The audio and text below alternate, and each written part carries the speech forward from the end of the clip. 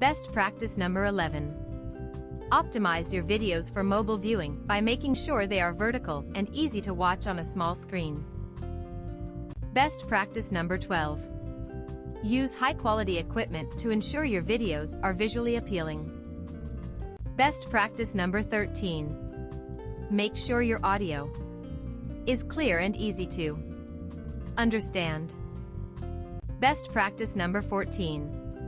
Use captions or subtitles to make your content more accessible to a wider audience. Best practice number 15. Use a consistent brand identity in your videos to create a recognizable and cohesive look.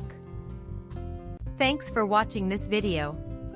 I have prepared 15-module complimentary course on the topic exploring the world of YouTube Shorts for businesses. Grab your copy by clicking the link given in description. And don't forget to like and share this video and hit the bell icon so you can get all updated videos in future.